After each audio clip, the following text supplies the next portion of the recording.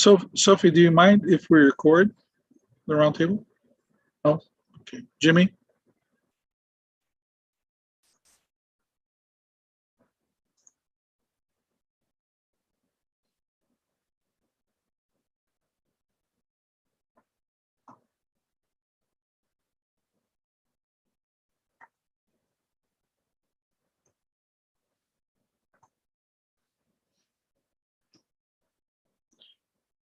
Okay. I think everyone is in. Excellent. So good afternoon, everyone. Good evening, actually, even here at Rio, it's past 5 o'clock. Good night to Sophie, who's in London. Sophie Harmon, who's in London. It's 9 o'clock over there. And hello to everyone. Welcome to this second roundtable of the 2021 IPS Winter School. We're very happy to have all of you here. This is the second of a series of 3 roundtables. And today we're going to talk about the politics of COVID-19 and the global pandemic. We're very happy to have with us this evening Sophie Harmon from Queen Mary University of London. Sophie is a professor of international politics in QMUL, and she researches a lot and publishes a lot on global health issues. So we're very happy to have her here. We thank you for taking the time, with all the time difference and the trouble, to participate here in this roundtable. Unfortunately, via Zoom. So hopefully in person sometime in the future, Sophie. Sophie also does work on Africa, right, and NIR, and has published also a lot on gender and feminism in IR, and also on film. She has a book on film, which is actually very good. So thanks, Sophie, for being here. We have with us also Jimmy Clausen from PUC-Rio. Jimmy is a political theorist, and he does a lot of research on race and international relations, indigenous politics. Also, he's been thinking about the new right in Brazil. And correct me, Jimmy, if there's anything I'm leaving out of this. Thanks, Jimmy, for being here. He's been with the IPS Winter School for several years now. I think since he got here, 6 years, I think. Yeah, Jimmy, yeah. And he's actually part of the collective that works with the Winter School. So, guys, let me just give you an idea of what we ask our panelists to talk about tonight. It's about the pandemic, but it's mostly a focus on global systems of governance, right? And how the pandemic has affected institutional arrangements, and international relations. So we also like to discuss the emergence of certain forms of nationalism and particularism and discriminations in the context of public health policies, and how geopolitics has come in, crept in also in vaccine production and distribution, but also about inequality, right? And how inequality has been accentuated, made more visible, perhaps, in the whole politics of sanitary isolation, mobility, distribution of vaccines, access to public health, and of course the politics of death, right? Of death and dying, which is a big topic here in Brazil.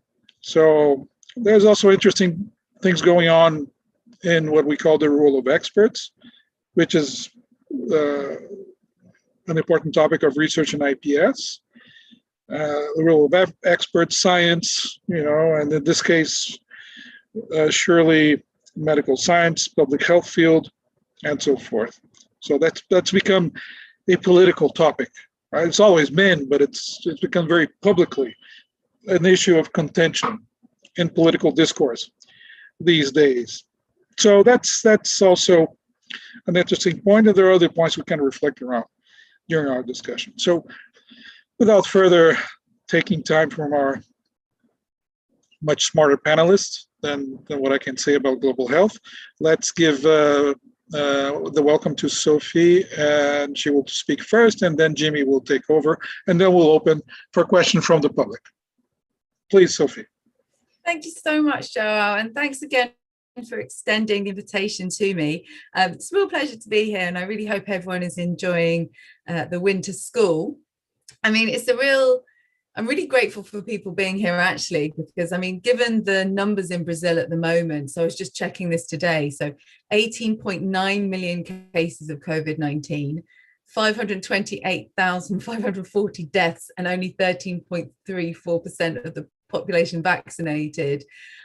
I wouldn't blame you. It's late in the day. You've had enough of COVID, and actually probably it's the last thing on earth you want to talk about or think about. So I've had enough of it. So I'm completely understand if you feel the same. So thank you so much for joining us today.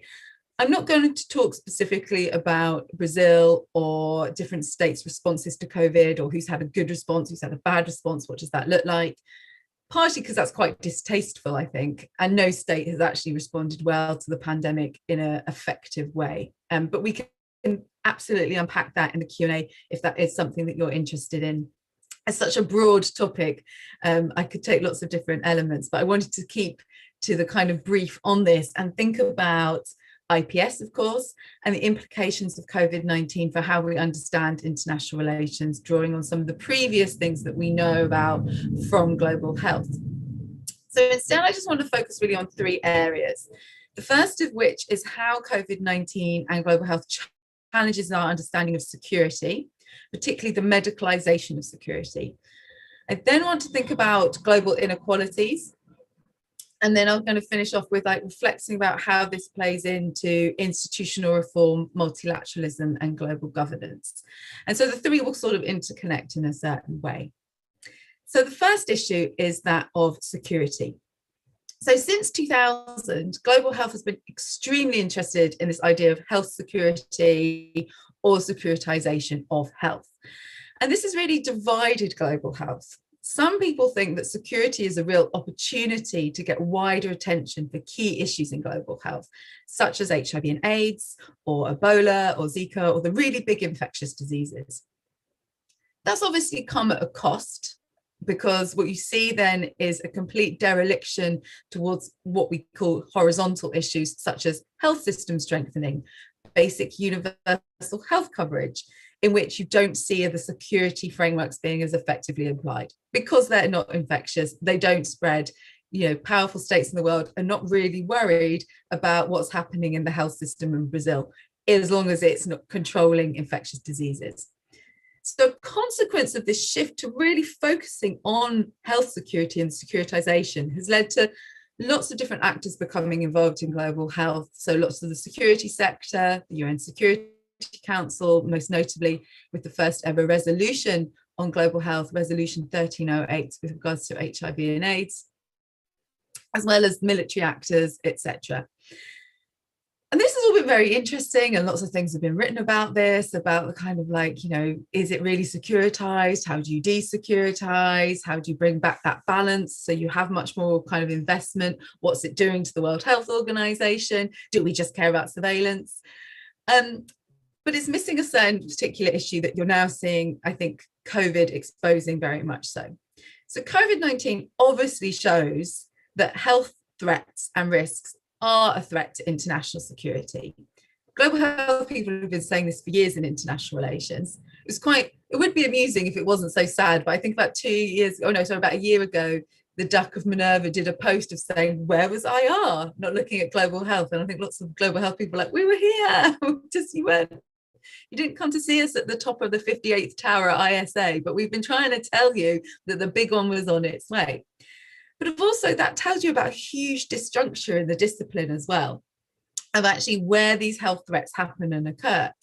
So whereas in international relations in somewhere like the US or Europe, health security seems like something that happens in other countries, it's not very acute, it's not as big a threat as, say, the environment or domestic or international terrorism. It absolutely is in those countries where you are susceptible to infectious diseases and poor healthcare for your insecurity. And that tells you one big fault line. as soon as you saw those actors in international relations saying, oh, hang on, why were we not looking here? It's like, because it didn't affect you. And now it's affected you, and you've become acutely aware of the type of inequalities, whether they're racialized inequalities, gender inequalities. These issues always existed, and you could see them throughout global health. They just came to the fore. They started affecting rich white people effectively. Anyway, I'm digressing. I'm getting ahead of myself. So this is a securitization debate. But increasingly in global health, we've been trying to look at these questions of the medicalization of security, which you can again see very acutely in COVID-19, and I think is much more topical than securitization of health. That's just happened. Medicalization of security has been happening actually for several years now. And it was Stefan Elber who really kind of came and captured the term. What I think is really important, specifically talking to IPS scholars, is that lots of this debate around medicalization often comes from sociology and anthropology. So it's the same debates about medicalization of society and the medicalization of public health as well. So this would be Ivan Illich's work, for example, on medical nemesis. And what Stefan Elber did was he took this sort of debate and said,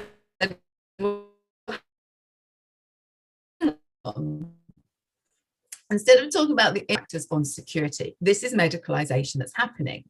We see that insecurity in world politics becomes a medical problem. This leads to a greater role of medical professionals in world politics and security strategizing. And to secure populations and respond to threats, you need to have medical interventions. And now, sitting here in London in the UK, this is basically what's happened in the domestic response to COVID-19. You see this being framed as a medical health problem. It's not even a public health problem. It's very much medicalized. The wider impacts, so the social, economic, and political impacts, are completely sidelined as secondary concerns, if that. And you see the rising prominence of experts, scientists around decision-making. And now that is obviously a good thing, because you want to have that kind of expertise, but there are absolute implications for that and the types of checks and balances that are afforded to that type of power.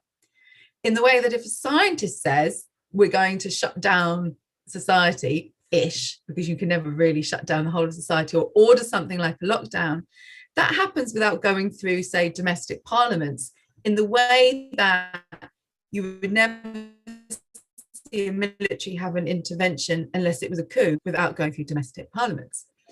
Now, this is a problem, because if you raise this kind of argument, you're appealing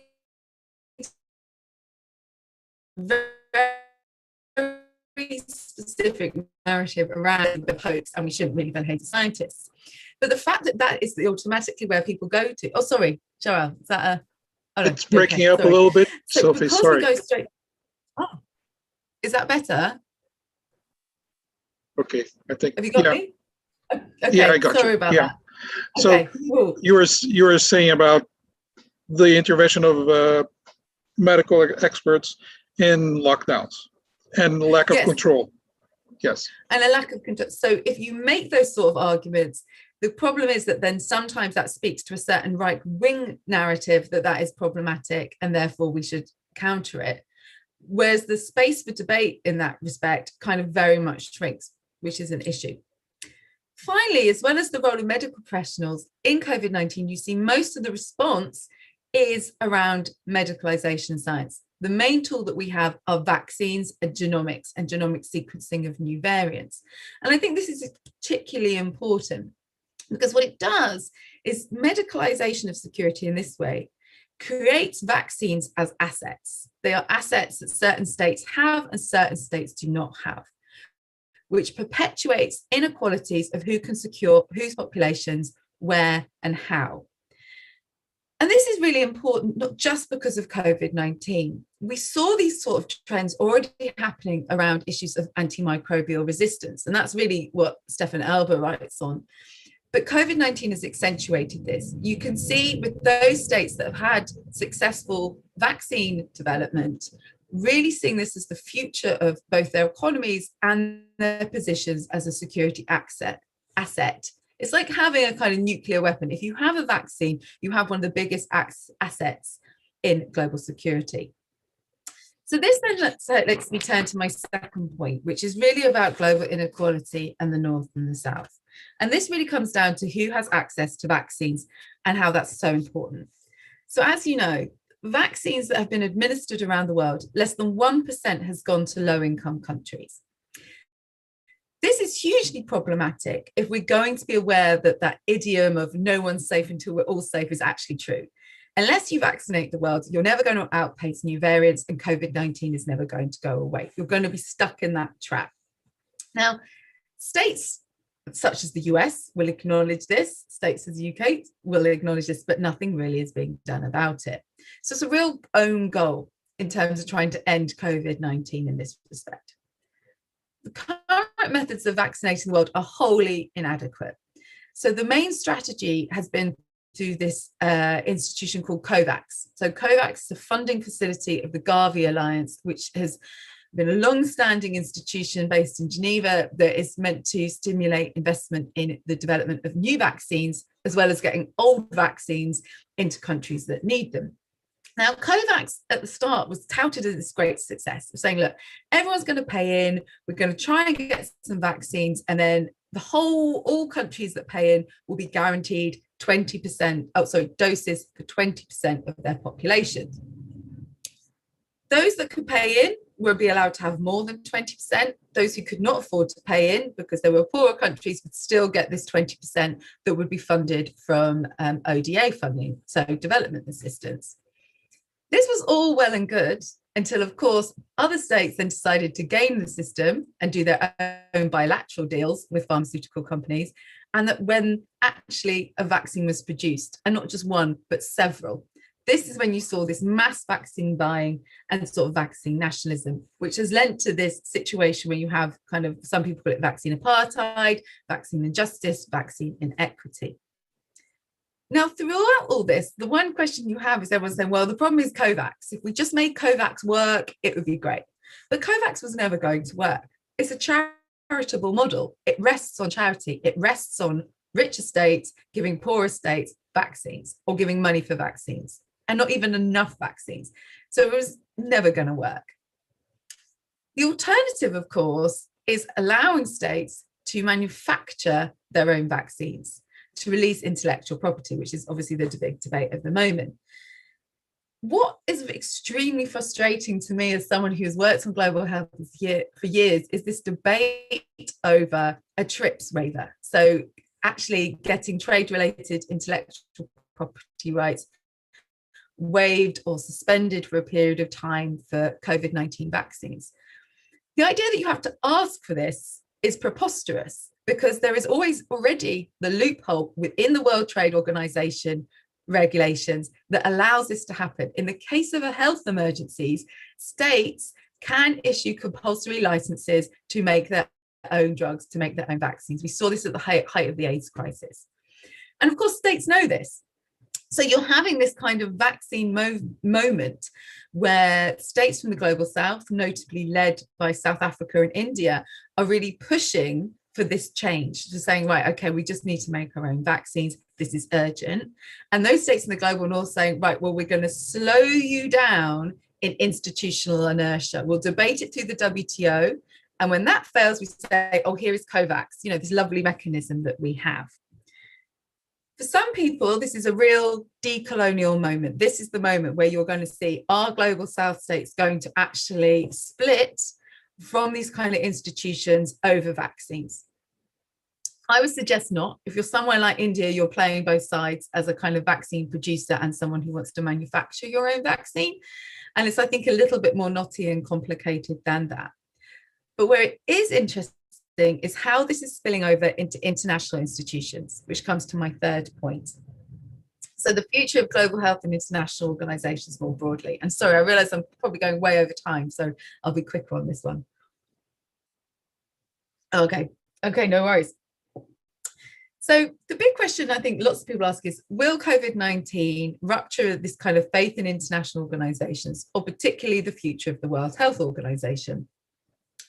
So over the history of outbreaks, or what we call public health emergencies of international concern, the WHO always is criticized. It's always done something wrong.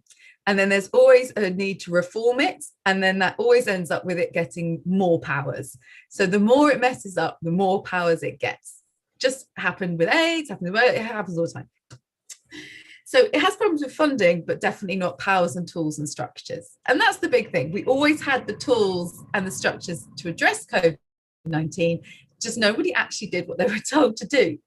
So under the International Health Regulations 2005, there are clear mechanisms about what to happen when you have an outbreak. You report it in a timely fashion, you let the WHO investigate it, states implement basic public health issues such as track and trace and isolate and support, and also you keep your borders open. So it is very clear in the International Health Regulations that whatever you do not shut your borders, which, as we know, is now hugely contentious.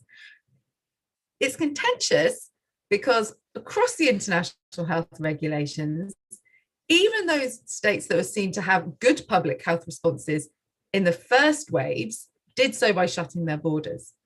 Those that had bad responses ignored the general guidance of the WHO of the public health mechanisms that were meant to happen. So it basically happens that if the WHO announces an issue as a public health emergency of international concern, that's the red flag to implement measures, right? That's when you lock down, that's when you do things.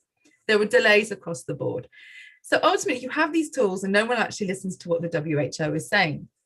So does that mean that the WHO has no use? Well, that's the issue. In this case, instead of the WHO being said you acted too little, too late, it's obviously getting bogged down in this whole issue of its relationship with China and this proxy kind of conflict between the US and China, which is waning slightly under the Biden administration, but not so much. So even though the Wuhan virus, WHO is colluding, they're of course doing their own investigations as to the origins of the outbreak. So really, what does that mean for the WHO? So what you see is more people saying, we need the WHO, we need to strengthen the WHO. And then there's that trend of ex-presidents and prime ministers in the world popping up saying, what we need is an institution to do X, which describes exactly what the WHO does. So the WHO is not going anywhere, and that's just a hobby of like politicians and whatever. What is interesting is this new position around the treaty around pandemic preparedness. So this came out of the World Health Assembly this year and was really being pushed by European states. Now, this treaty, again, is just another form of international law. So it's a soft form of international law. It replicates much of the things that happen within the international health regulations with a little bit more investigative powers. The issue, though, is that it's completely coming about to distract from the vaccine debate. So it's sort of like, okay, that traditional dead cat. So everyone wants to talk about vaccines in the World Health Assembly. So instead, states say, no, let's talk about this pandemic treaty. Difference is global South states are onto this. They understand that this is what's happening and they're not taking the bait. There is a question of who is the WHO actually serving at this time? There is a need for institutional reform and they're not backing these kind of measures without some give over vaccines. So while vaccines might be playing out in the WTO, COVAX, WHO, you're seeing it now spilling over into the wider infrastructure and architecture around global health. So you might see a challenge to the status quo in this respect. And what is interesting about health, and I always say this to my students, is it's one of those areas where these sort of David and Goliath type fights actually work in favour of the smaller state. We've seen this with HIV and AIDS. Things that we thought were impossible became possible. And I think that's also really true. Finally, when we look at the future of institutions, I'm developing some work at the moment with my colleague Sarah Davis from Griffith University in Australia about the role of science and expertise and independent investigations into the COVID-19 outbreak. And that's not because everybody I meet everyone I meet in the street, not in the street, I don't go around talking to people in the streets, but you know what I mean? If you meet someone in a coffee shop, you tell them what you do, they all want to ask me, was it a lab leak? Did China create this? Anyway, it's not just on the internet and the deep recesses, everyone actually thinks it. And I think what is really interesting is I don't really care about that. I mean, I sort of do, but I don't really. But the fact that China allowed one of the first independent investigations into its sovereign state, even independent, we can take that apart, by an international actor. And I went to a panel about this with the investigators who were sort of like answering Q&As. They didn't answer my question. I said, what was there an agreed protocol of what you would say if you did find out that it was a lab leak? And they didn't answer that. But right at the end, one of the investigators said, everyone was talking about China and someone, he just said, well, can you imagine if this was the US? There's no way they would let an independent team from the WHO in. And that's sort of what got me thinking about this. You have a team of scientific experts who have been appointed from the WHO to go and investigate independently, yet they are obviously political actors. And this, I think, has a very interesting insight into the role of science experts, not just from this, where I started around the medicalization of security, but what that actually means for multilateral institutions and these constructions of knowledge, science, and the liberal world order. So I think I'll stop there. But just to summarize, some things to watch, I think, for international relations and scholars of international political sociology is definitely the increased and sustained medicalization of security and insecurity, a reignition of social justice debates between the global north and the global south that will be actually expressed within multilateral institutions and seeing kind of potential voting blocks in that respect. And then within these institutions, this tension over the role of science and expertise in international relations. Thank you. Thanks so much, Sophie.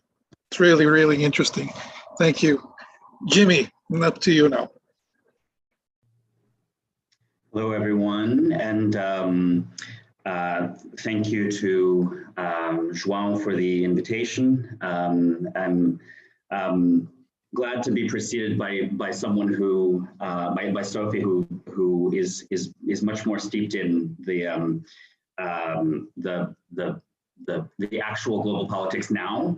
What I'm going to do is a kind of genealogical or historical view, which starts rather arbitrarily, as international relations does, with Thucydides. So I'm going to share with you, oops, actually it should go before this. There we go. Okay, so I want to start with a contrast between a passage from the section of the history of the Peloponnesian War on the plague at Athens, with a text from Mesoamerica in the 17th century. And I want to set up a contrast here in terms of two rather drastic situations of quasi-social collapse because of disease. So Thucydides, I don't know exactly what you have to read in the history of the Peloponnesian War in your survey classes, probably only the Melian dialogue. But in any case, the section on the plague at Athens is very interesting. And so here's an excerpt from that section. Quote, "Some died in neglect, some in spite of every possible care being taken of them.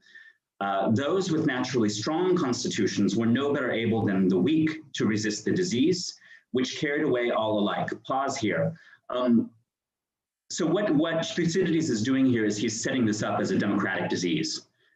It's a disease that affects the strong and the weak, those who die in neglect, and those who are being well taken care of. But one thing that I don't know, one thing I've never thought about before is whether the Greek word for strong and weak here is the same word that's used in the Melian dialogue in the famous sentence about where the Athenian diplomat says that the strong can do what they want, etc. But anyway, back to the quotation.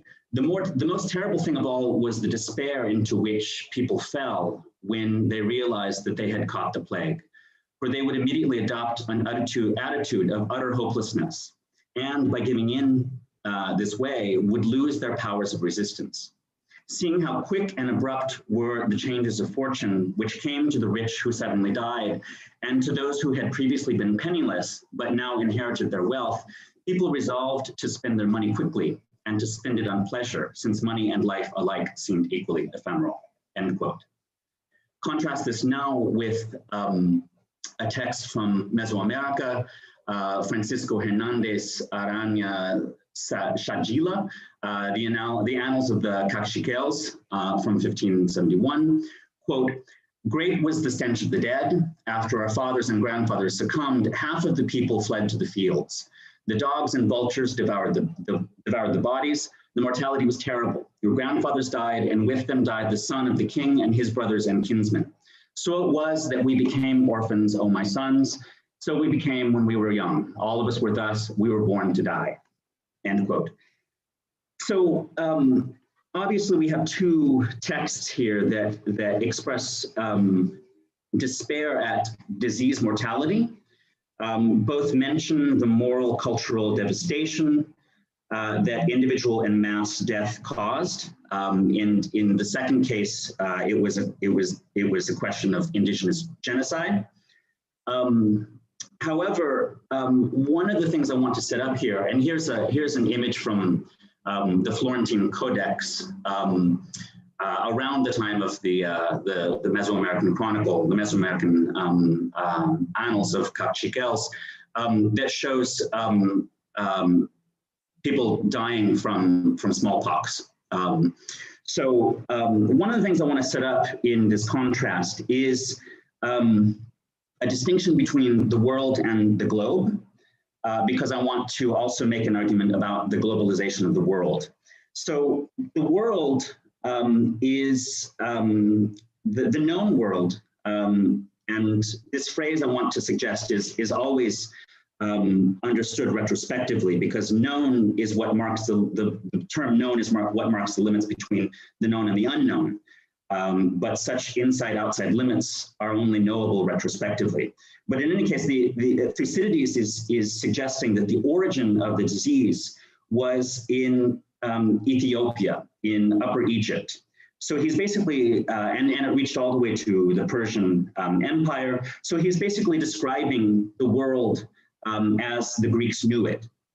Compared to this, the indigenous genocide from smallpox and other diseases that are associated with the so-called Columbian exchange,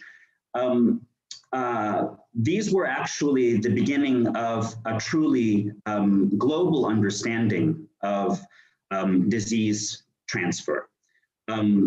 Some of the indigenous peoples understood in some way that the disease was connected to European contact, that it was connected to European conquest, and that they had a variety of responses to this. And I'll end my talk with one of those responses.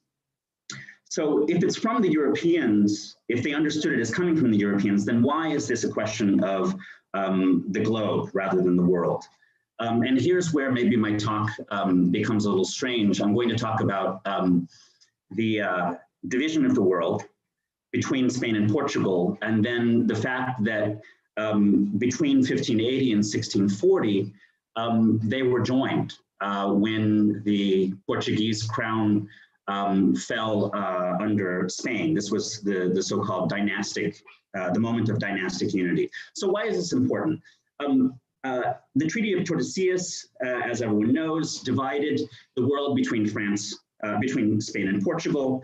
But what we're describing here actually are our circuits, our oceanic circuits. And so to Portugal was given the Southern Atlantic and the Indian Ocean, all the way to Macau, as we know. To Spain was given the Caribbean to the North Atlantic, as well as the Pacific Ocean. What happens when the two crowns are joined is that these outposts then become linked.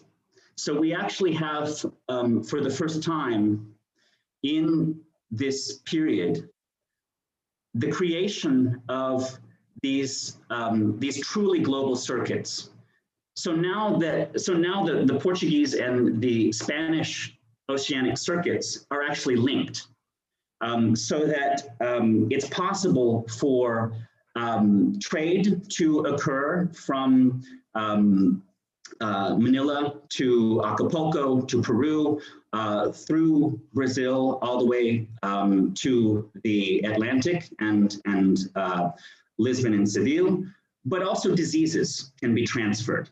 Now disease transfer no longer happens in slower waves across territorial passage, but now can occur over these oceanic circuits that are now linked from the Pacific to the Indian to the Atlantic Oceans. So these circuits are linked, and more regularly were they linked during this dynastic union of Spain and Portugal. And so what we see here are economic circuits transferring into disease circuits, from the globalization of the economy to the globalization of the world and the globalization of bodies and populations. So what I want to suggest here, being inspired by an interesting work of history by William McNeill called Plagues and Peoples, is that we have, because of these oceanic circuits, the linking of these oceanic circuits, the slow establishment of herd immunities across these oceans. The globalization, what we also have is the globalization of the body through the globalization of disease experience. So all of you who exist today are descendants of people who survived these waves of disease, from smallpox to yellow fever, etc. So all of the sharing of diseases from the so-called Old World to the New World and Oceania killed off enormous numbers of people, but you as survivors have what we can basically call globalized bodies or globalized disease experience because of the linking of these oceanic circuits. So the linking of these oceanic circuits is the linking of economic circuits, is the linking of processes of herd immunities, is the linking of worlds of disease experienced populations. So this is what I mean by the globalization of the world. The world as a set of experiences is now truly global. It now actually covers the entire area of the globe. And so what we see here is the globalization of bodies and populations. So obviously there are internal variations.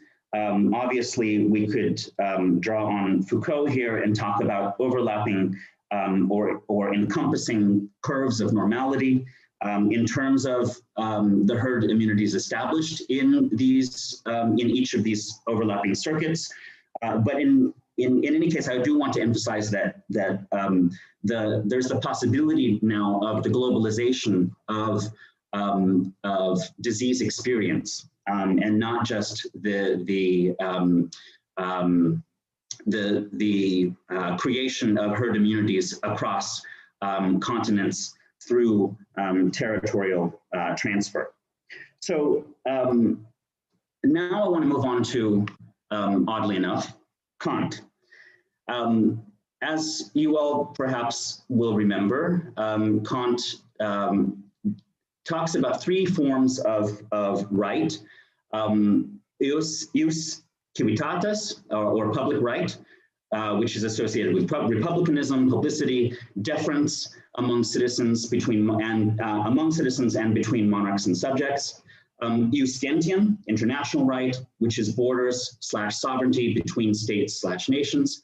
And ius cosmopoliticum, cosmopolitan right, which is associated with connections and hospitality between communities and visitors / guests. Now, how do we understand Kant's division from perhaps a perspective associated with IPS? I want to suggest that basically this division is is an attempt to deal with the consequences of the globalization of the world and the globalization of bodies and populations. Recall that Kant is obsessed in The Perpetual Peace with the idea of humans spreading across global space which is now understood as finite because of the roundness of the earth. But Kant describes this in a universalistic idiom. He criticizes European empire, but he still talks about these three kinds of right, these three forms of right in universalistic language. And so in this sense, I want to draw on a concept by the late anthropologist, Haitian anthropologist, in fact, Michel Rolph-Trouillot, from his article, North Atlantic Universals. Quote, by North Atlantic universals, I mean words that project the North Atlantic experience on a universal scale that they themselves helped to create. North Atlantic universals are particulars that have gained a degree of universality, chunks of human history that have become historical standards because they are rooted in a particular history. Because they are rooted in a particular history, they come to us loaded with aesthetic and stylistic sensibilities, religious and philosophical persuasions, cultural assumptions ranging from what it means to be a human being to the proper relationship between humans and the natural world. So by drawing on this concept of North Atlantic universals, I think we can see that this schema of Kant is shot through with inequalities, asymmetries, power relations, uneven vulnerabilities, despite the universalistic language of Kant. So cosmopolitan right is never just simply the straightforward encounter between communities and visitors / guests. And international right is not simply the meeting between the bordering between two equally sovereign states or nations, but rather there are inequalities, asymmetries, power relations, and uneven vulnerabilities. Okay, so what does this tell us about the global politics of COVID? What I want to suggest is that policies, official or unofficial, or perhaps in the case of Brazil, the absence of policy of producing, the absence of policy that thereby produces herd immunity, vaccine nationalism, vaccine diplomacy, the closing of borders, all of these seemingly perhaps opposed alternatives are all organized by North Atlantic universals, whose horizons were sketched by Kant. That is, commanding publicity and deference in the case of certain kinds of authoritarian proposals or lack of proposals to produce herd immunity, the enforcing of borders, the managing of connections in public health, etc. All of these are actually in some ways within the horizon of North Atlantic universals that were that I want to suggest were sketched by Kant. However, non-European peoples generated resistance to these North Atlantic universals, and these resistances were so strong that Kant had to incorporate them into his definition of hospitality when he's discussing the jus cosmopoliticum, the cosmopolitan right. And so here I want to quote Perpetual Peace, quote, hospitality, hospitableness means the right of a foreigner not to be treated with hostility because he has arrived on the land of another. The other can turn him away if this can be done without destroying him. But as long as he behaves peaceably where he is, he cannot be treated with hostility. The right to visit, to present oneself for society, belongs to all human beings by virtue of the right of possession in common of the Earth's surface on which, as a sphere, they cannot disperse infinitely, but must finally put up with being near one another, end quote. So a couple of things to notice here. First of all, if this can be done without destroying him, note that the burden of the question of the burden of mortality is on the guest, on this visitor, and not on the potential host community. So there is a question there of what kinds of vulnerabilities Kant was thinking about. He was certainly not thinking about the kinds of vulnerabilities of say, indigenous peoples in the Americas and Oceania, in terms of being more exposed to, more vulnerable to virulent kinds of smallpox and other so-called old world diseases.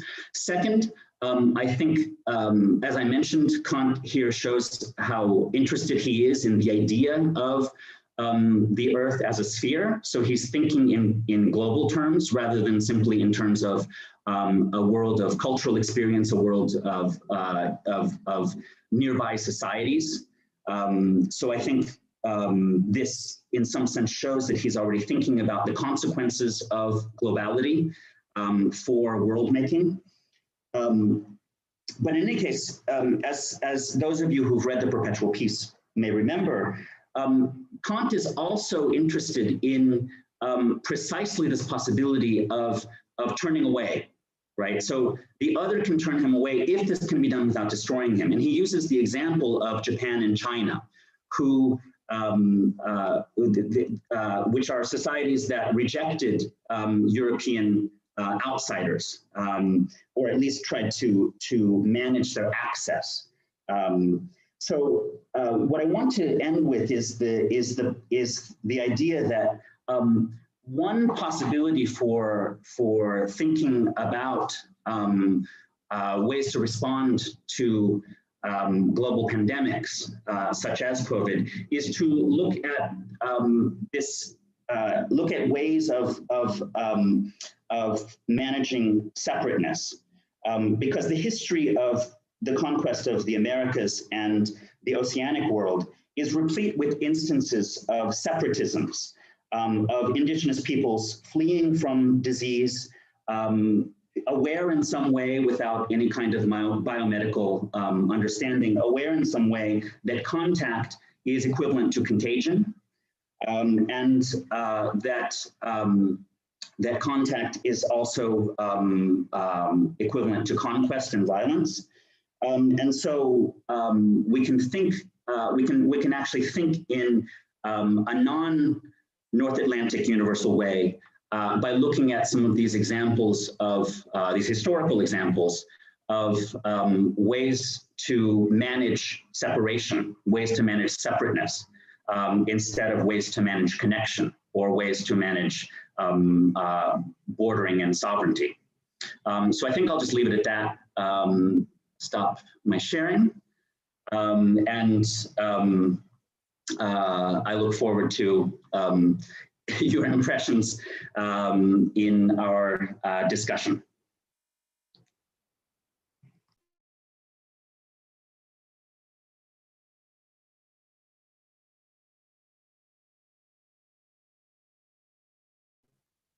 I think we may have lost João.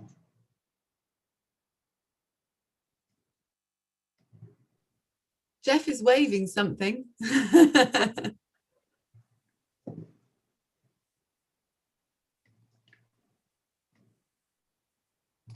Okay, can you make me host? Because João has a very unstable interconnection today. So he dropped out of another one. So if you make me host, I'll host the roundtable from now onwards until he is back.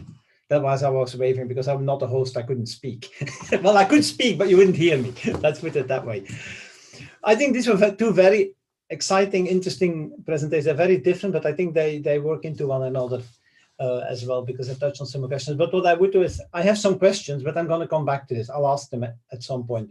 But as we do, let's open the floor first. What you can do is put up your hand. I think we should just not use, we can use the chat as well, but I think it's easier if you put up your hand if you have a question, and then we go from there. It's a bit nicer than me having to read. Okay, who wants to start?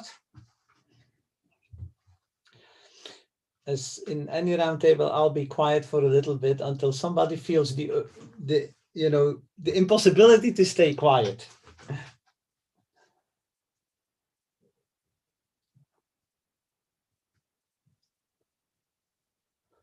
Wow, very disciplined quietness. It's Paulino? good seeing you. Hi, good to see you too, Jeff. Thank you so much for your presentations.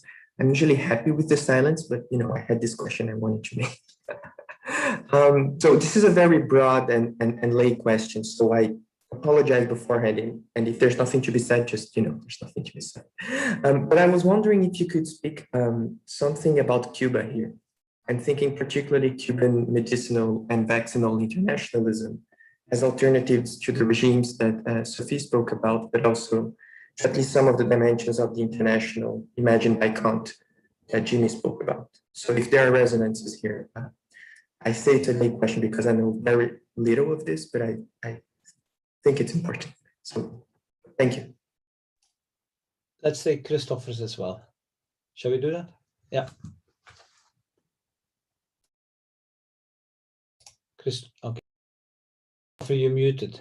I don't, oh, hang on. Do I need to unmute you?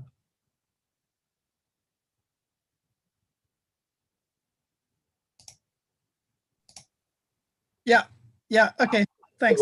All right. Yes. So let me see if I can remember my question now. Oh yes, so my question was to Jimmy. About how is there a risk here in terms of thinking this separateness and indigeneity, because we know, right, that right-wing European, like white supremacists movements have actually also appropriated the whole the discourse of indigeneity in some cases. Is there a risk of this of such similar arguments being appropriated by extreme right movements? I hope that's, yeah. Okay. Shall we take these two while we wait for questions? And I'll ask my next round as well. Sophie? Sure, thank you. So yeah, thanks so much, Polinio, for raising the question of Cuba, which I think is really important. Two reasons. Firstly, obviously, because Cuba exports medics during health emergencies. We know this during the Ebola outbreak. We've known this in sort of lots of different contexts, and that's part of Cuban internationalism. I hesitate to say foreign policy, but what's obviously extremely exciting in this context is that Cuba has a vaccine, and Cuba has developed a vaccine, and I think it's in second stage trials as well, that could be an opportunity for South-to-South learning in this respect. Because I know obviously China also has a vaccine, Sinovac, but without going into it too difficult, you have a bit of an issue where you have access to vaccines, and then the problem of vaccine hesitancy as well in certain contexts, and populations labeling vaccines from certain countries as better than others. So that's classically, the problems around the AstraZeneca vaccine and also the Sinovac vaccine that, okay, why are we getting it? So lots of people in African countries, for example, would say, we're not that keen about AstraZeneca because why are they giving us AstraZeneca for free? It's sort of like, if it's for free, it can't be that good. So that's a slight divergence. But when we start to think about these issues, it's not just as straightforward as saying we're going to have vaccine manufacturing. It's then if populations actually say, I trust my country to manufacture a vaccine and take it as well. So it's even more complex, which, I mean, vaccine hesitancy is like my sort of side project that I like to read about and sort of think about, and then one day might do something. There's a lot of folktale sort of work on that. Anyway, I digress. And I know Christopher's question was for Jimmy, but I think it's a really interesting one about how in health crises, right-wing governments take some of these arguments. And I think that's a real problem that we've got at the moment in the gendered impact of COVID-19.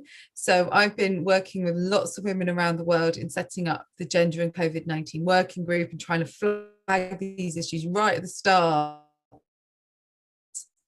of the pandemic, that this is going to be a crisis for how the more that you do that, that is going to be actually hijacked to protect women allow women to have these kind of roles within the home. What's the problem is you're asking them to do too much.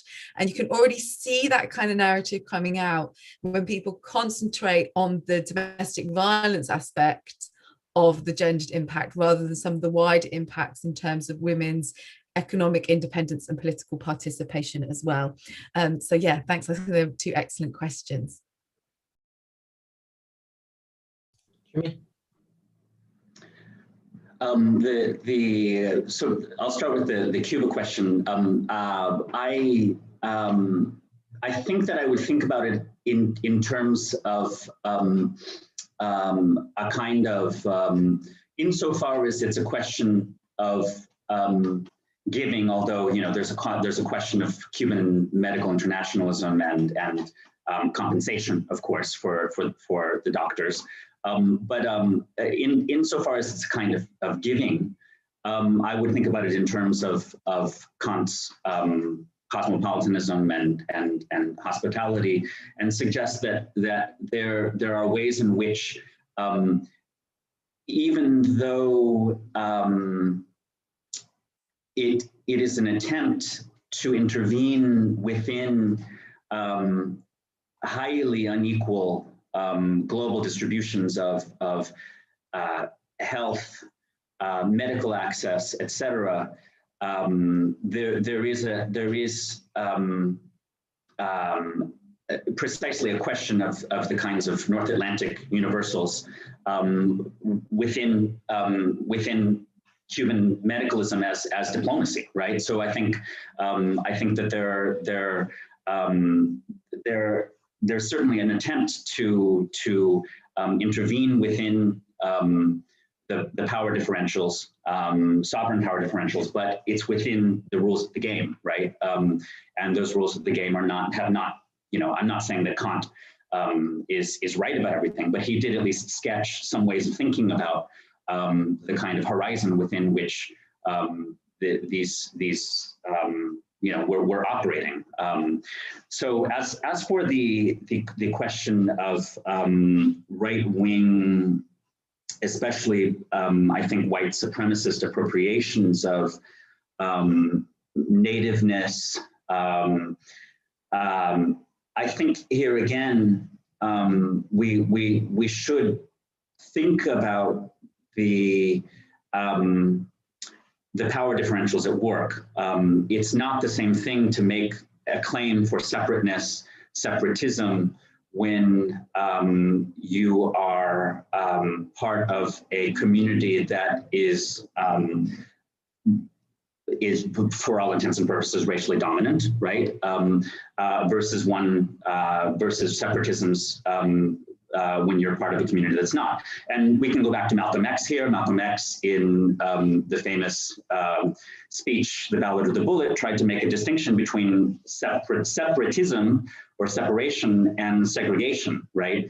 Segregation is where those who are dominant politically separate you, segregate you, and separatism is when a non-hegemonic community, a dominated community, an oppressed community tries to exercise some agency over its own links or absence of links with the communities that surround it, the communities with which it's in contact, right? So I think here we should say that that what might look like something equivalent to what I called a North Atlantic universal might in fact not be. I mean, so there's a superficial resemblance, but there are, once you trace out the implications, the genealogies, there are very different kinds of politics at work in the two cases. And I think one key word is that's interesting that you used, Christopher, is appropriation. These are, I mean, the new right is successful because it's appropriating language and politics from from non-dominant communities, right? It's appropriating the language of post-68 in order to make its claims, right? So that's in part exactly what we have to pay attention to. These are appropriations, and that's not to say that the origin was better, but it is to show that there's a tracing at work. There is literally a Foucauldian genealogy that we could make where something has been appropriated and flipped. It's been subverted in new circumstances in order to try to, in order for a particular political actor to try to benefit in some way, right? And that the history of these appropriations is also the history of new violences, right? So I think that's how I would think through your question. Thank you. So do I continue sharing? Do you want to take over again? I can continue. It's not a problem. I can't continue as far as my internet allows me, and I want to apologize to Sophie and Jimmy. It's been unstable here. I was kicked out of the session suddenly. So I'll take over and give the floor to Jeff, who has his hand raised. Yes, then I can ask a question, which is good. I don't have to keep an eye on the hands on this side. So thanks both for this question. Sophie, I've got two questions for you. One is, I found I don't know much about this, right? So when you said that the WHO has explicitly in its guidance not to close borders. Now, one question I had was, what's the reasoning for this? And secondly, does that also mean that they are against containing, like lockdowns and so on? And so they don't use containment strategies, territorialized or spatial containment strategies. Does that run all the way through, or is it just international borders that they want not to close? So that's my first set of questions, because that kept me interested in about, how there is this element where the points are about that border closure is not the response to be had if things move around, which they clearly do in the pandemic. The second question I had was about the expertise and the medicalization of security. Now, again, I'm going to speak from the bits and pieces I read in the newspaper locally. And again, it will be interesting to see how they play out in the big multilateral institutions, which is say that the medical responses are done. But there is here in the UK, there seems to be quite a lot of negotiating and, well, we can call it struggling, bargaining, I don't know what you call it, where behavioral psychologists are involved about nudging people into particular kinds of behavior. Now, you can call this medical, but that's not what you mean, I think, with medicalization, right? It's more the medical virologist profession, I guess, of experts and so on. I assume that I don't know who sits on all these committees, but there is more experts at play than the medical. And there seems to be in places, as usually is in these elements, that the experts are in contestation with one another. And so there is an element and outcome negotiation. So I was wondering, whether that plays also out in the multilateral. Therefore, the medicalization of security is a process, but it's not, when you look at the institutions, how the experts are working, but they're not all medical experts who are actually setting necessarily the agenda. Or I might be wrong, maybe they succeed in indeed setting the agenda. Jimmy, I've got a question as well, which is not related immediately to global health and so on, but in some way it is related. When you speak about the globalization of the world, when you do the map, because the two crowns come together, when you look at the map, it is already a map of the global, as if life is about the continents, right? But for example, I was reading recently stuff about, the emergence of cities and civilizations and so on. And one of the major problems in this that one assumes now is that cities and civilizational centers, that we usually study in history, were very short-lived very often, 50 to 100 years max. And one of the reasons, there were complicated reasons why that was, but one of the reasons was that they were very prone to diseases, famines, and that kind of stuff, because they're alive. But people would leave, which was the major problem, of course, of the power centers, because people would just go. So no more taxes, no more things, workforce, nothing, and the cities collapsed. The reason why I'm saying that is that when you look at the map, the globalizing of the world functions to the trade routes, right? But in all these places, there were actually people, just many people living not in the city. So it is still a history of the global around city centers or administrative centers that could be held.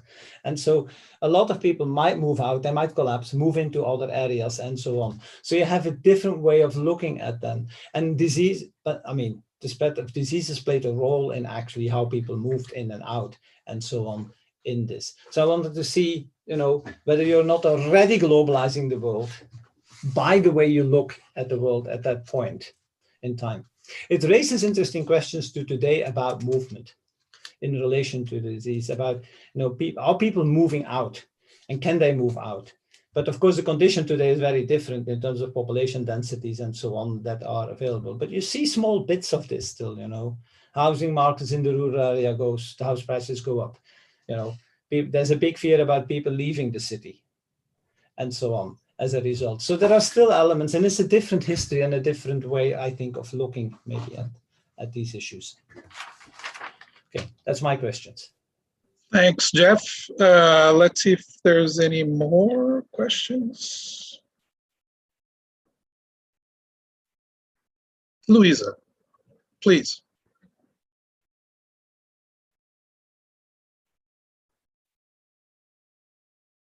Why we have to unmute. I had that problem. Yeah.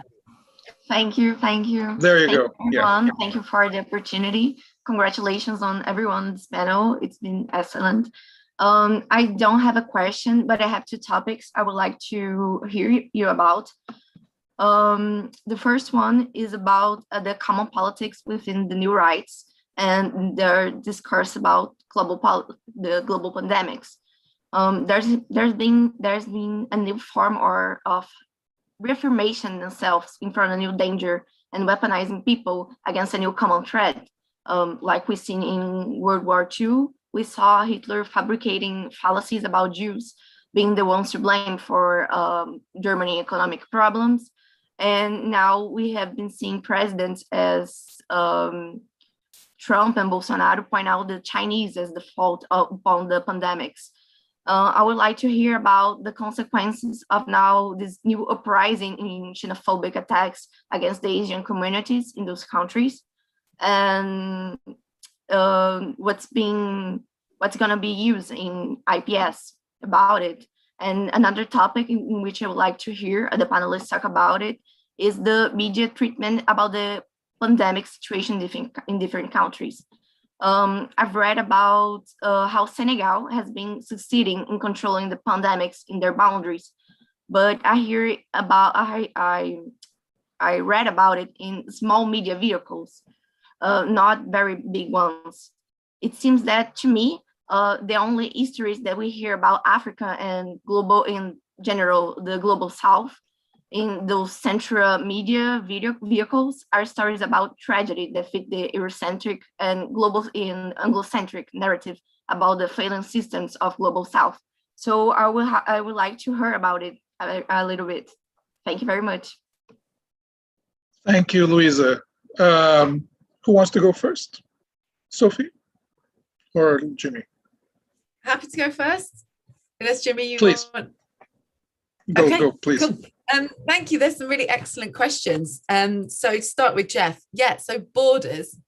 So the WHO is explicit within the International Health Regulations of 2005 that you keep your borders open because by the time in which by the time in which you shut the borders, it's probably too late and the virus has already spread from its country of origin and you don't know where it's gone.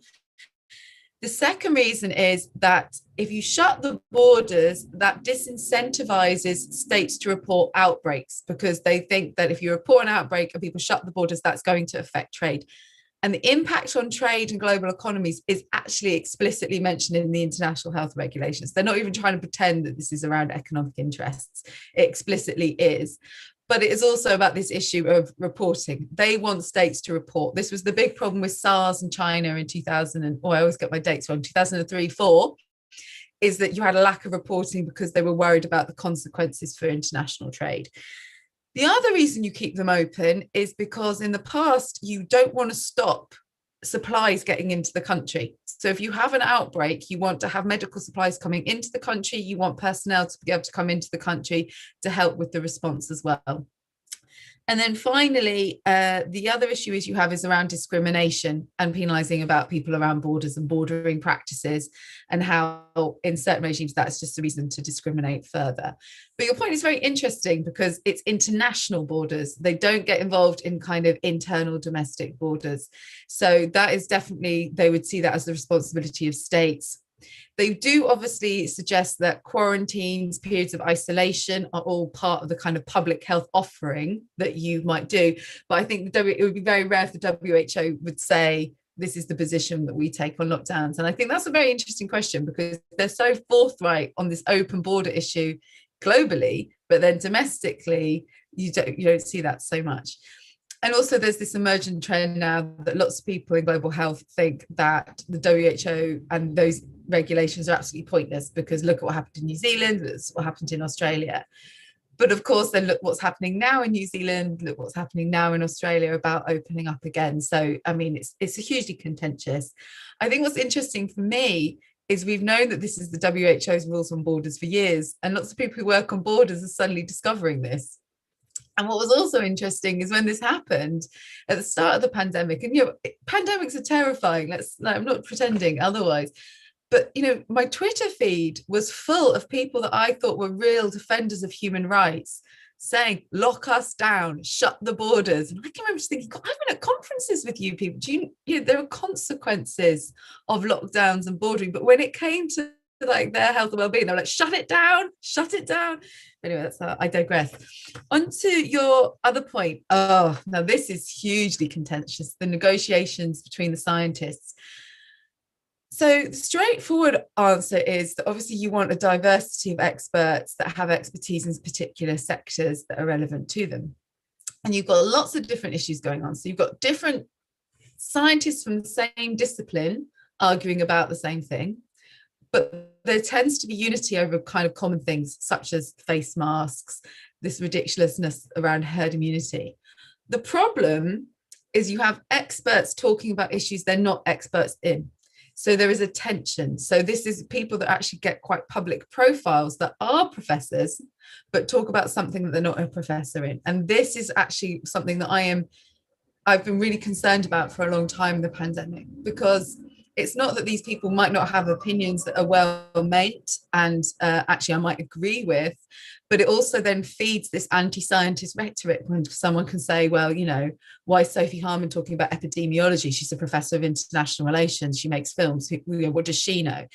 And that's a bit of a part of the problem that you have the behavioral psychologists, but behavioral psychologists might talk about something on virology. And that is actually when you get the tension. The thing is, I think with global health, is if you talk to any scientist, they'll always say, you don't know anything at the start of the pandemic. You should never fight the last war. You should never fight the last pandemic. There are lessons you can learn, but the population, the country, the world, doesn't want to hear that the scientists don't know. And you don't know. And so you're doing as much as you can to try and amass knowledge around some of these issues. But it's absolutely fascinating the way that in the UK we have SAGE and Independent SAGE and people signing letters for the Lancet. But if you look at them and who they are, they're not all scientists. So it's very interesting. And I know these people. So for me, I'm like, what? Why? Yeah. Who? Why? The other issue is also within governments, the scientists that they rely on and trust. So here in the UK, we had a advisor to the Prime Minister called Dominic Cummings who gave a testimony. And it seemed that when the panic happened, they just reached for the people they knew, clever guys, they work in tech.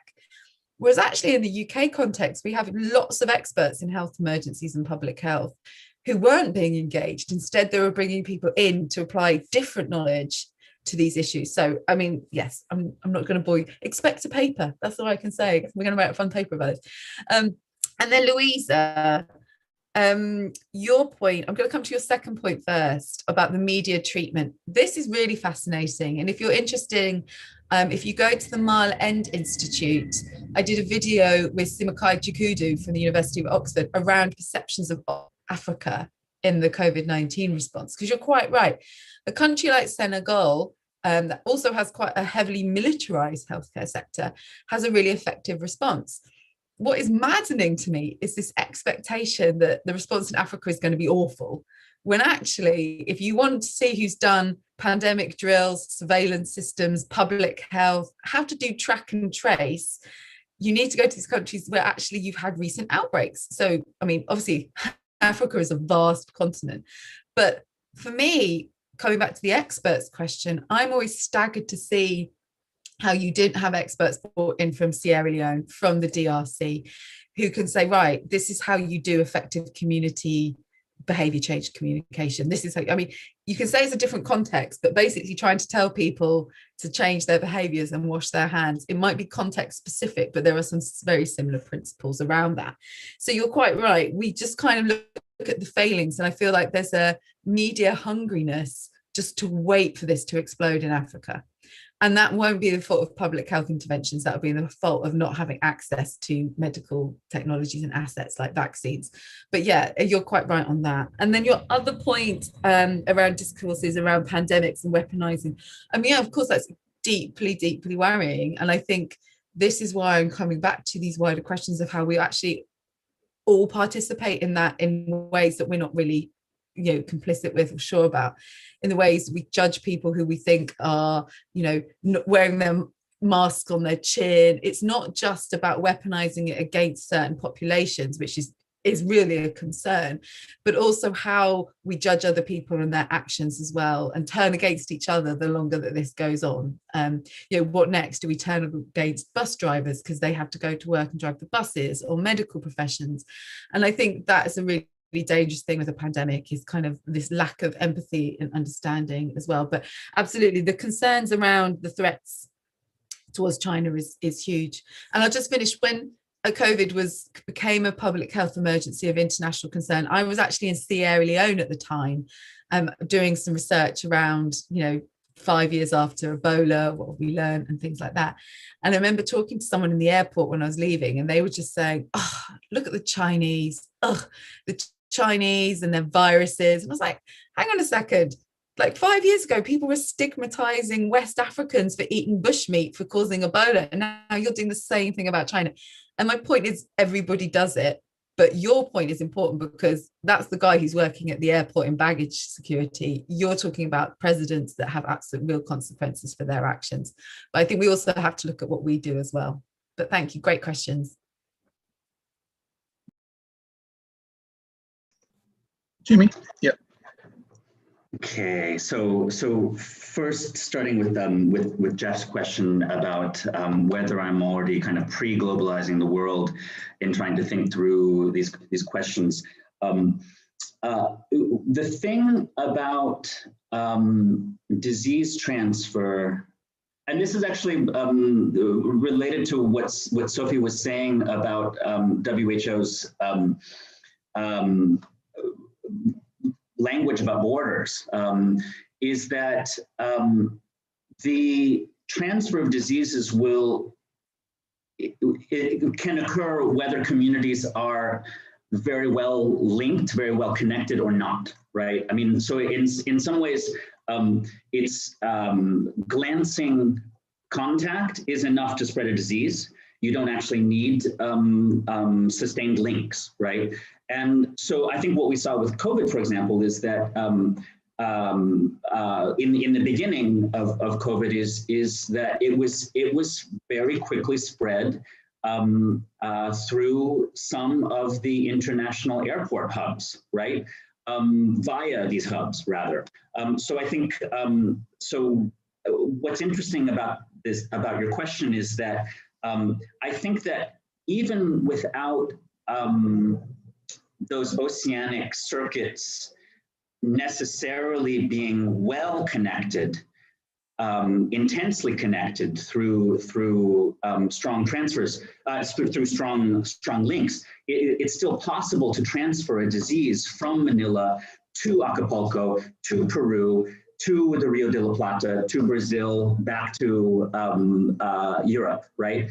Because of the possibility of glancing contacts. And what's interesting about the history of disease, of smallpox genocide in the history of the Americas is that it was precisely indigenous peoples who were fleeing population centers, who were spreading the disease into the interior before Europeans even reached there, right? So you don't need direct contact with the European to spread smallpox into the interior of Brazil, into the interior of North America. What you need is one contact with one outsider, a neighboring tribe, et cetera, to spread these diseases. So when I was suggesting, when I was saying that the world was becoming globalized in this moment, that doesn't mean that you have intense contact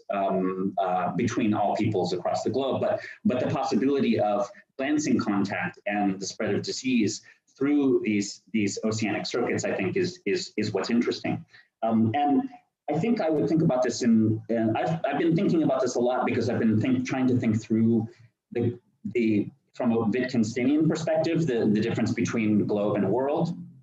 And I think that I think you can make an argument for the globalization of populations who are not well linked into the circuits of contemporary globalization, right? So obviously there are peoples, rural peoples in the interior of certain states of Brazil who don't have contact with tourists, who don't have contact with foreigners, but who nonetheless are subsumed to globalization, right? In a Marxist sense, there's that distinction between real and formal subsumption, right? So they don't really have to be subsumed, but they can be formally subsumed. And so I'm thinking in terms of the formal subsumption of various peoples in the world to a kind of globalizing herd immunity, right?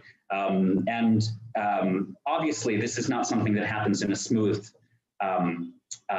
way. There are going to be vulnerabilities that are asymmetric, of course.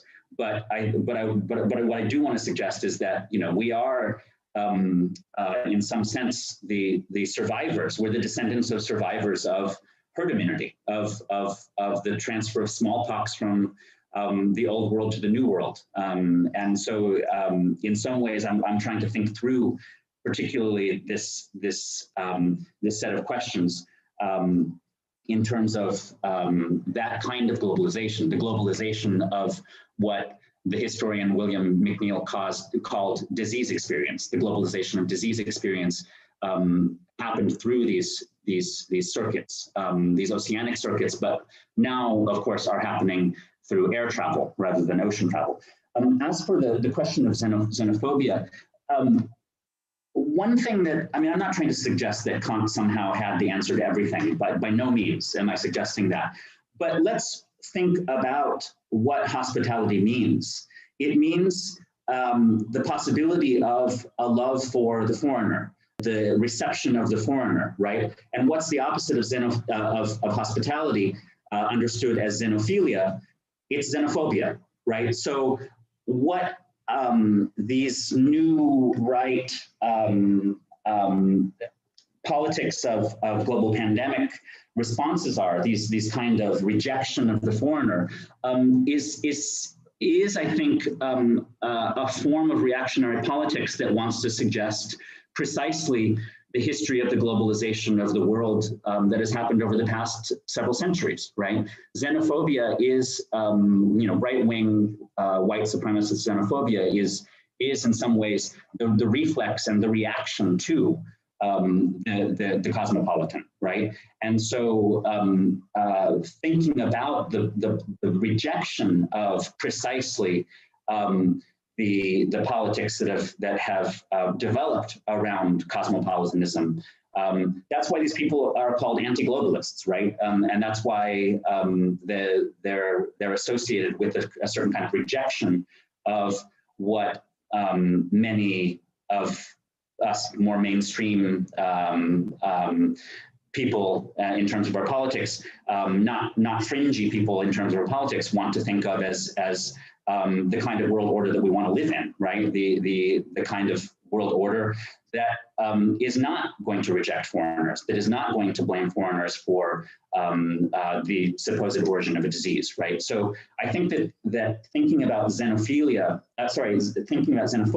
as a kind of reflex to a hospitality politics is something that's worth thinking through, and what that Kantian hospitality politics suggests about the relationship between communities of reception and visitors, right? And possibly moving from visitors to citizens, right? So I think certainly this is a big question, and it's just the flip side of the kind of hospitality politics that you know, we would consider more acceptable. But you know, that hospitality politics itself is a kind of Eurocentric politics, right? It's not just simply some kind of floating universalism, but in fact is a North Atlantic universalism, even though it might seem like a better response than white supremacy, right?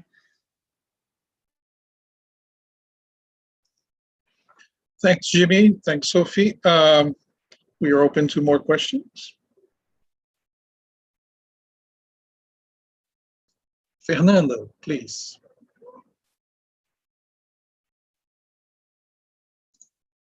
Oh, okay. I unmute, right? Okay. We can hear you, yes. Okay, great. I think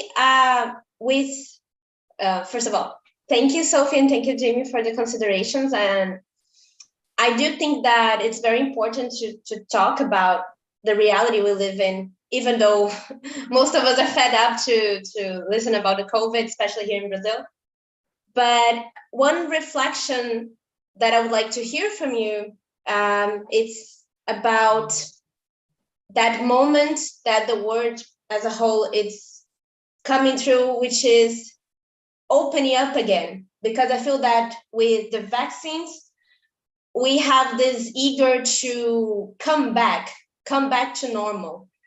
But I feel that with this pandemic, that it was definitely unique for my lifetime at least, and with people that have lost, I think everyone lost someone, or at least know someone who have lost someone in this moment. What I think what I'm trying to question is how to come back.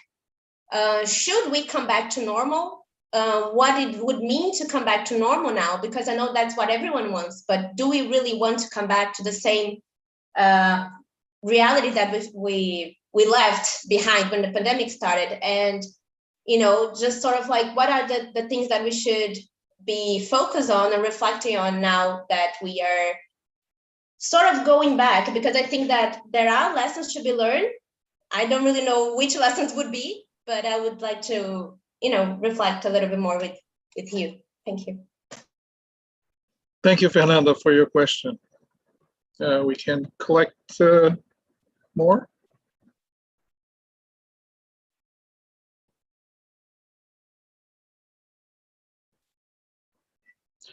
Okay, well, I'll actually have a question, if you allow me. Sophie, I'm really curious to hear you say, perhaps if you can, say a bit more about what's happening to the difference of experts globally. That's, you know, because here in Brazil, it's very disorganized. The field of public health here in Brazil was a very strong one, very robust. They were very connected to the WHO, to, you know, kinds of global networks in public health. And what happened in the pandemic is a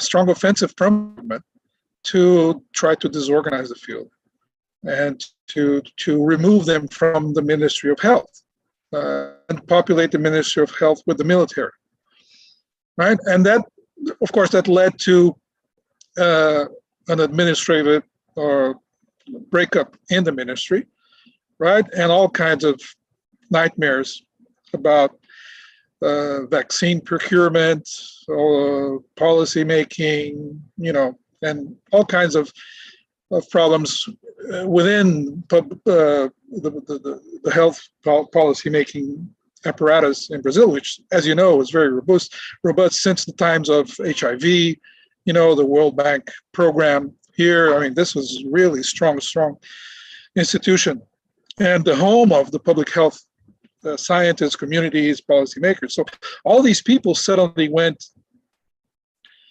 to the news, to the press, and tried to give expert advice, and the society everybody wanted to have these experts to be heard, right? And of course, the disorganization of the field contributed to the politicization, right, of the whole, response and the questioning of science, right? What was legitimate knowledge, what was true, what was false. As you know, what's going on here in Brazil, that, vaccines turn people into alligators, and, all these crazy stuff became, just as normal circulating things. So in Brazil, it's very interesting because, these people were able to disorganize a very, very strong field of experts here in politics. So, and it's interesting because you were talking about the medicalization of security in the UK, and there it seems experts retained, at least some experts. And then it's interesting that you talk about experts from different fields or subfields, right? And there was a competition, but I think it was a competition or a struggle within the field of public health. I'm not sure if you can say anything about that. But here it was actually an offensive from outside the field, bringing in, all kinds of different people to intervene in public health. So, and this is very typical of the right wing. I think in the US you have similar things Trump did, right? So perhaps in a lesser degree. But here, what I mean is, here everybody wants the experts to rule on lockouts, right? And on all kinds of harsher measures regarding society. And it's interesting that you said in the UK it's more or less, contentious whether the experts can do that. So my question is, how do you make sense of these different reactions to the rule of experts? And here in Brazil, a lot of people are reflecting on the decline of the rule of experts, the fall of the rule of experts, and if you think that's a trend, and how do you see that globally? I mean, has that really been disorganized globally? Because you say the WHO, will retain a lot of its power, but a lot of its power is based on rule of experts, right? So sorry, it's a bit confusing what I'm saying. I don't understand this very much. I'm just saying from what I'm seeing here in Brazil, and it was very evident here. And I think it's an interesting case, the Brazilian case, in that sense. So yeah, and to Jimmy, I love that you brought Thucydides up, really. Not many people talk about Thucydides these days. The plague, it's a wonderful passage in the Peloponnesian War. Pericles succumbed, right, to the plague, as I know. And it's interesting that you, based on your examples, not just from Greece, but also from Kant and the Spanish colonialism and so forth. I want to understand whether you're articulating some kind of politics of separateness, and if you could talk a bit more what a politics of separateness would be, as opposed to, this North Atlantic cosmopolitanism. And I know it's a political theory approach, but if you can speculate about, how you came about this in the context of the pandemic.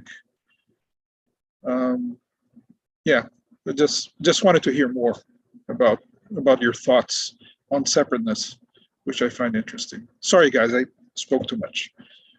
I think someone, was it Veronica who wanted to make a question?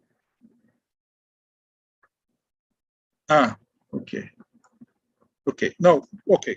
Veronica wants to make it, well, next round I'll have Veronica make her question. Please, guys, yeah.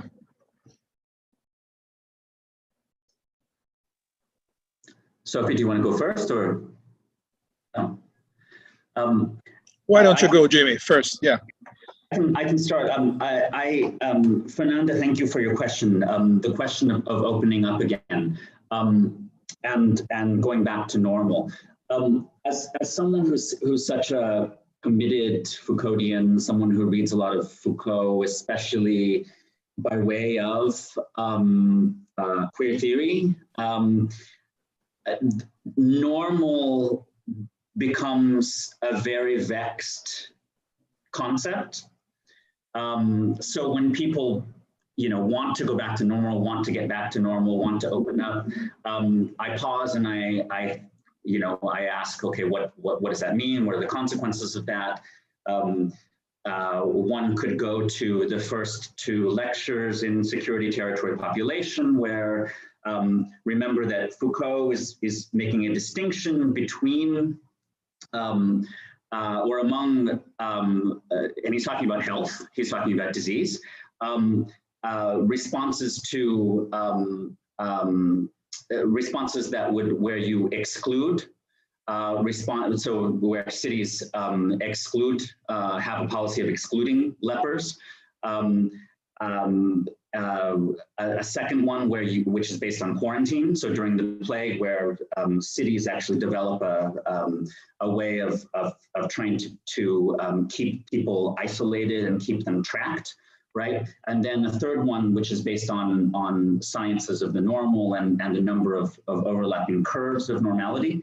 And so the term normal makes me think of Foucault. It makes me think of those overlapping curves of normality.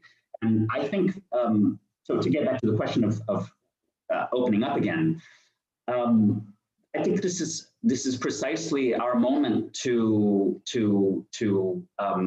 maybe try to imagine different ways of inhabiting an opening up, right? And maybe not be so quick to go back to the normal or what used to be normal, right?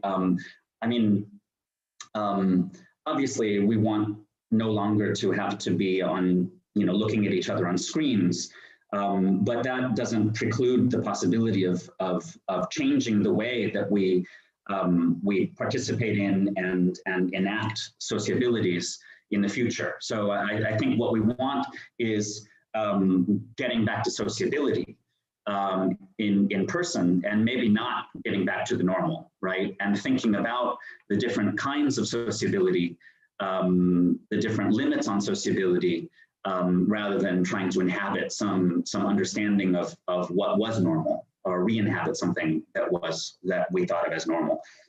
So I think that's how I would react to your question. I mean, we all want to be able to open back up, right?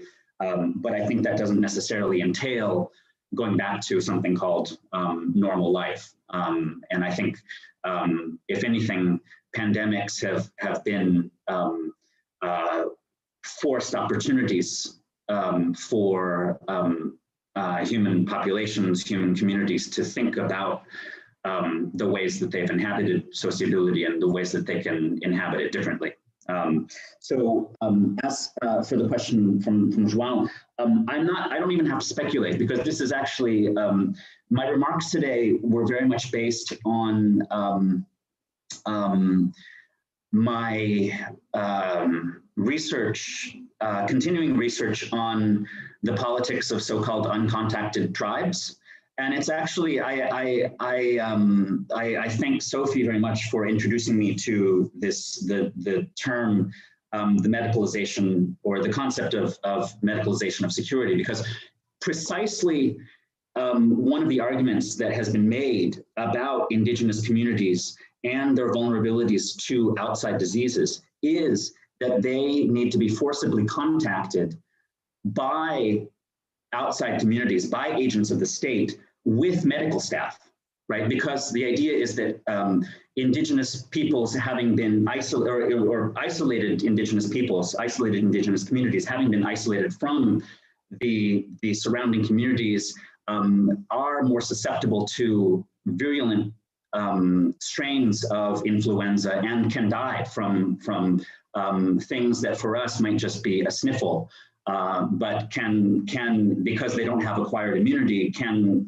have much more virulent expressions, right? So some anthropologists and public health experts have made the argument that isolated communities in the Amazon, isolated communities in the western part of the island of Papua, in isolated communities in the Andaman and Nicobar Islands off the coast of India, that these communities should be forcibly contacted with medical staff accompanying in order for them to be part of the wider community. And I think that this obviously raises a lot of questions about politics, consent. I mean, you know, consent being obviously a very liberal, a term from a liberal idiom, right? But questions around agency, self-determination, and if these communities are in fact trying not to be contacted, right, are in fact fleeing from contacts, then I think that there is a certain level of respect that should go into that, and that a forcible securitization a forcible medicalization of their security is precisely the wrong response. So this is something I've been thinking about for some years now, as I'm trying to think through this book on precisely the politics of so-called uncontacted tribes and the biopolitical aspects of this global politics of the uncontacted. So that is obviously just an extreme example, but I think that what's interesting is that indigenous communities in Brazil that are not uncontacted are still trying to manage their relations. They're creating cordon sanitaire so that they don't have to have any COVID disease transfer, right? So there are ways of managing separateness and separatism that go everywhere from being uncontacted or self-isolating to the managing of separateness. And so I think precisely the question of COVID has brought these questions to the fore in a very interesting way, but that go beyond simply questions of public health, but actually have to do very much with questions of political self-determination as well. Thanks, Joao. And also, Jimmy, I mean, we were talking before this, you know, welcome to Global Health, Thucydides, Foucault. We just do this all the time. So I feel like we could be your people. I think we are your people. And we are one people. Sorry to be Kantian about this. So in response to those questions, I'm just actually going to start with Joao's question first. And I'm really pleased you raised the legacy of public health and sanitation expertise in Brazil, because, you know, up until recently, we sort of had a joke in global health that these things would be trialed in Brazil, then kind of taken over to Washington, manufactured, changed a bit, and then applied to Africa in terms of AIDS policies, cash transfers, all these kind of things. They all got piloted in Brazil. And what's important about that is that that's a nice story-ish, but public health has always been in contention with governments and politicians. Public health give politicians inconvenient truths that they don't necessarily want to hear, things that the public doesn't want to hear. And they're issues that can quite easily and quickly be weaponized by a variety of politicians, be it around tobacco control, sexual and reproductive health rights, or alcohol consumption. It's all kind of an easy way in which you can turn, you know, populations against the public health experts.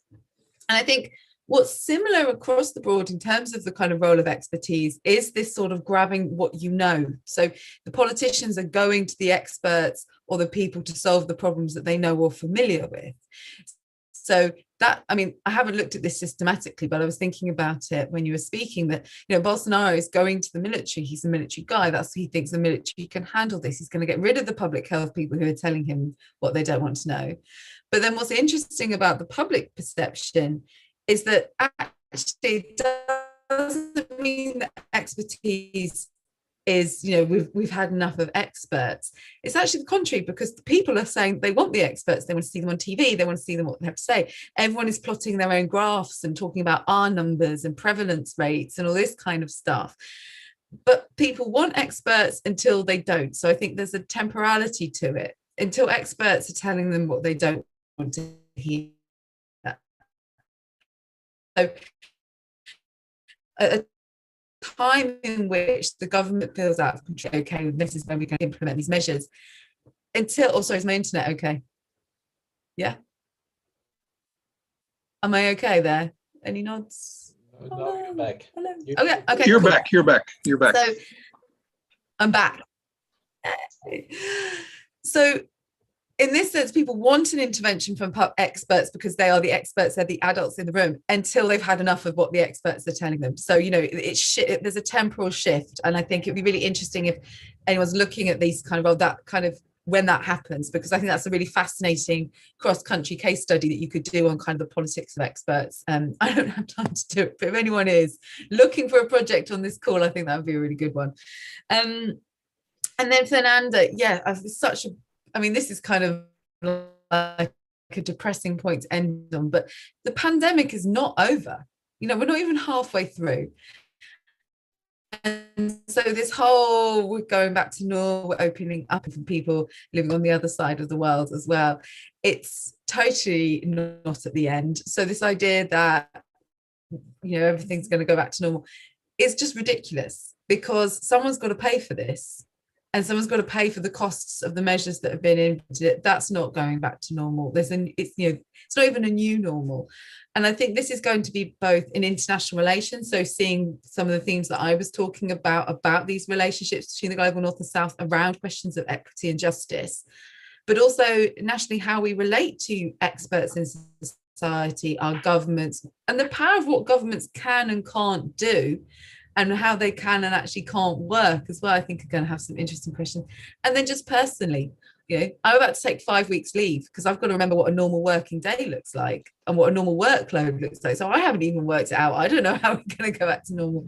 But I think it's about how we sort of redraw. I mean, we've talked a lot about boundaries and borders, the borders in our lives, where everything seems to kind of blur much more. And I think that's going to be a very interesting response. And yeah, nothing makes me more cross than this idea that it's over and we're all going to get back to normal and we're all going to go to the beach and everything's going to be fantastic. I mean, that's the problem when you work in global health and global public health. You always sound like a massive killjoy.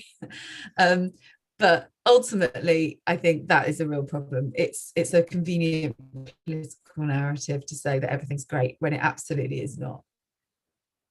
Oh, that's such a bummer to end on. Sorry, but you know, we always combated big outbreaks in the past. We will come together again, ish.